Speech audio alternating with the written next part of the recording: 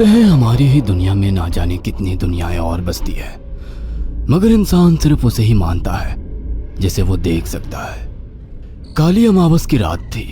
चारों ओर सिवाय हवाएं और शोर के अलावा कुछ भी नहीं था। राजन को आज घर लौटने में देर हो गई थी। रात के सन्नाटे को वो अपनी साइकिल से चीरता हुआ चला जा रहा था। वो गांव की नदी तक पहुंचा ही था कि तभी उसे नदी के पास एक काला साया दिखाई दिया जो नदी के किनारे पानी को घूरे जा रहा था। इतनी रात को नदी के पास देखकर राजन के ना जाने क्यों रोंगटे खड़े हो गए। उसे ऐसा महसूस हुआ मानो उसके पैर साइकिल के पैडल पर जम गए हो। राजन कपकपाते हुए होठों से बोला, कौन है वहां पर?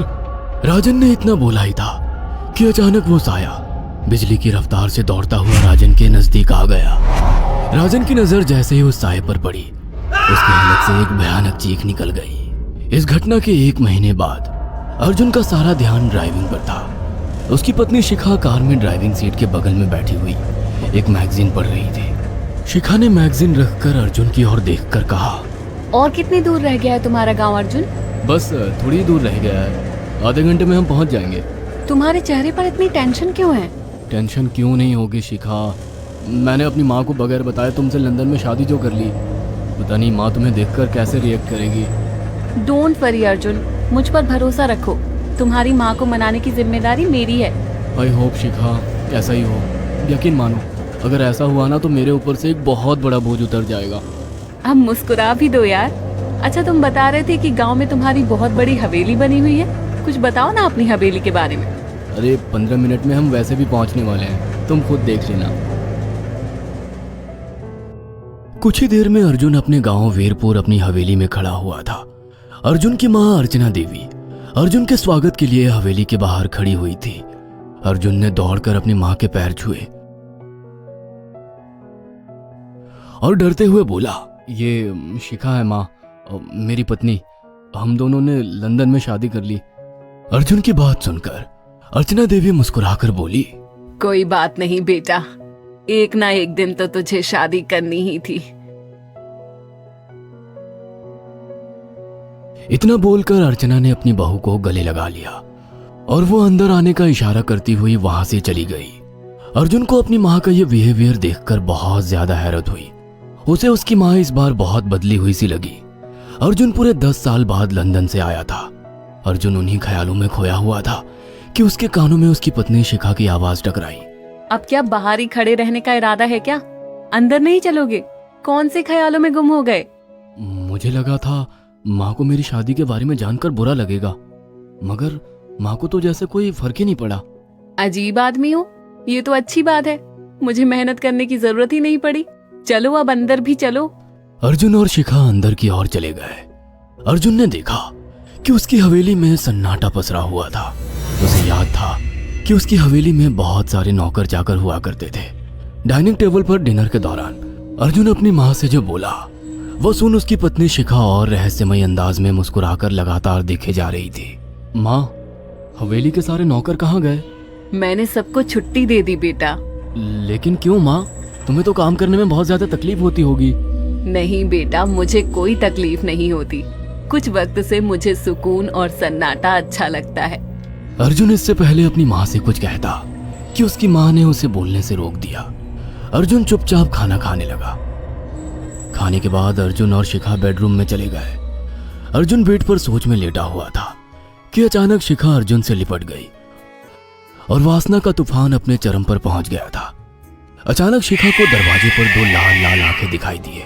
उसे ऐसा लगा जैसे कि कोई उसे देख रहा हो। शिखा ने तुरंत बेड से उठकर अपने कपड़े पहन लिए। क्या हुआ शिखा? अर्जुन, मुझे ऐसा लगा जैसे कोई हम दोनों को देख रहा हो। पागल हो गई हो क्या? हवेली में सन्नाटा पसरा हुआ है, एक भी नौकर चाकर नहीं है। तुम्हें वहम हुआ होगा। तुमने तो सारा मूड खराब कर दिया शिखा, अब सो जाओ। उस रात अर्जुन तो गहरी नींद में सो गया, मगर शिखा की आंखों से नींद कोसों दूर थी। अगली सुबह शिखा जल्दी उठकर किचन की ओर चली गई, मगर उसने देखा कि उसकी सास अर्चना नाश्ता तैयार कर चुकी थी। माँ, आपने तकलीफ क्यों की? मुझे बुला लेती आप। शिखा की बात सुनकर उसकी सास अजीब से अंदाज में शिखा की ओर देखने लगी। उनके देखने के अंदाज में पता नहीं ऐसा क्या था कि कि शिखा को अपने रोंगटे खड़े होते हुए महसूस हुए। अर्चना धीरे धीरे करीब कदमों से शिखा के करीब आकर बोली, कोई बात नहीं बेटी, तुम्हें अब यहीं रहना है।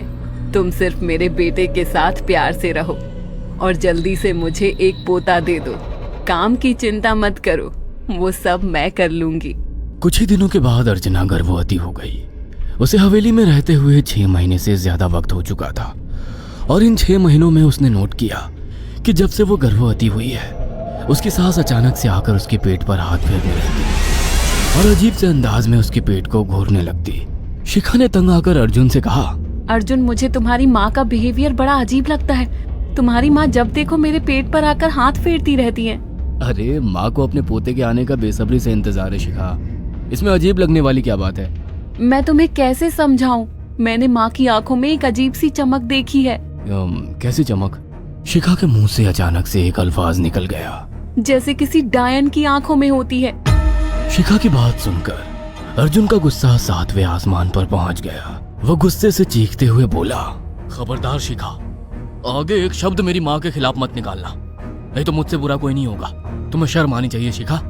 जब से तुम यहाँ पर आई हो तब से मेरी माँ तुम्हारी कितनी चिंता करती है।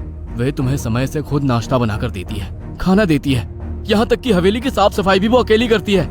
क्या बोलूं अब तुमसे, शर्म आती है मुझे तुम्हें अपनी पत्नी कहते हुए। इतना कहकर अर्जुन गुस्से से कमरे से निकल गया। शिखा अर्जुन से बहुत कुछ कहना चाहती थी मगर कह नहीं पाई। उसने महसूस किया था कि चाहे कितनी भी तेज आंधी और तूफान आए मगर हवेली के अंदर धूल की एक परत तक नहीं जमती थी और दिन ब दिन अर्चना के चेहरे की झुर्रियां कम होती जा रही थी। ऐसा लगता था मानो वो जवान हो रही हो। शिखा के अब 9 महीने कंप्लीट हो चुके थे और एक रात अचानक उसे प्रेगनेंसी पेन होने लगे। वो दर्द से तड़पने लगी। ये देखकर अर्जुन घबरा गया। वो दौड़ा दौड़ा माँ को बुलाकर लाया और बोला, माँ, हमें तुरंत शिखा को किसी अच्छे हॉस्पिटल में एडमिट कराना होगा। अर्जुन ने देखा कि उसकी माँ ने उसकी बात को सुना ही नहीं। वो तो बस शिखा के गर्भ की ओर आंखें फाड़ फाड़ कर देखी जा रही थी। अर्जुन एक बार चिल्लाकर कहा, माँ, हमें शिखा को इसी वक्त हॉस्पिटल में एडमिट कराना होगा। नहीं, शिखा की डिलीवरी हॉस्पिटल में नहीं, इसी हवेली में होगी। लेकिन इस हवेली में आपके और मेरे अलावा कोई नहीं है। तभी शिखा दर्द से तड़पने लगी। अर्चना ने अपने बेटे को धक्के देकर कमरे से बाहर निकाल दिया और दरवाजा बंद कर लिया। अर्जुन हक्का बक्का रह गया। अर्जुन दौड़ता हुआ गांव की ओर गया। उसने देखा कि गांव में एक पेड़ के नीचे गांव के सभी बुजुर्ग इकट्ठे थे। उनके हाथों में जलती हुई मशालें थीं। अर्जुन उनके पास पहुंच गया और बोला, मेरी मदद कीजिए, मेरी बीवी को प्रेगनेंसी दर्द हो रहे हैं। आप प्लीज किसी दाई को बुला लीजिए, जितना पैसा चाहिए देने को मैं तैयार हूँ। तभी उसके कानों में गांव के सरपंच की आवाज टकराई, बेवकूफ लड़के, तू अपनी बीवी को एक डायन के यहाँ पर मरने के लिए छोड़ आया। क्या कहना चाहते हैं आप? आप जानते हैं आप क्या कह रहे हैं? वही जो तू सुन रहा है। तेरी माँ एक डायन है। इन गांव वालों के हाथों में जो मशाले देख रहा है ना, हम तेरी ही हवेली में आग लगाने जा रहे थे। तेरी माँ ने इस गांव में ना जाने कितने नौजवानों को मार कर खाया है। तेरी माँ एक डायन है। लगता है आपका दिमाग खराब हो गया है। आप जानते भी हैं मैं कौन हूँ? हाँ, मैं जानता हूँ। तू ठाकुर धीरेन्द्र प्रताप का बेटा है। तेरे पिता को शक हो गया था कि तेरी माँ एक डायन है, इसीलिए उन्होंने तुझे हमेशा उससे दूर रखा। पहले तेरी माँ ने तेरे पिता को मारा और धीरे धीरे करके वह हवेली के सारे नौकरों को मार कर खा गई और फिर गांव वालों को भी मारने लगी। और अब तो तेरे होने वाले बच्चे को खाएगी, क्योंकि डायन को नवजात शिशु का मांस खाना बहुत पसंद होता है। अगर मेरी बात पर यकीन नहीं है तो चलकर मेरे साथ तो खुद अपनी आंखों से देख ले। इतना कहकर सरपंच अर्जुन को लेकर हवेली की ओर चल पड़ा। उसके पीछे कई लोग थे जो जलती मशाले पकड़े हुए थे। हवेली के अंदर घुसकर उन्होंने उस कमरे के दरवाजे को तोड़ दिया जहां पर शिखा थी। कमरे का मंजर देखकर अर्जुन के रोंगटे खड़े हो गए। उसने देखा कि उसकी माँ एक बेहद भयानक रूप में उसके बच्चे का मांस खा रही थी और उसकी पत्नी शिखा फर्श पर मरी हुई पड़ी थी और पूरा फर्श खून से लाल था। अर्जुन को अपनी आंखों पर यकीन नहीं आ रहा था कि तभी उसकी माँ उसके ऊपर झपटी। सरपंच ने चीखकर कहा, अरे इस डायन को आग लगा दो, जिंदा जला दो इसे और साथ ही साथ इस हवेली को भी। सभी लोगों ने जलती हुई मशालें डायन के ऊपर फेंक दी। देखते ही देखते डायन दर्द से चीखने और चिल्लाने लगी और कुछ ही देर में वो जलकर राख हो गई। हवेली में आग लगते ही सभी लोग अर्जुन को खींचकर बाहर ले आए।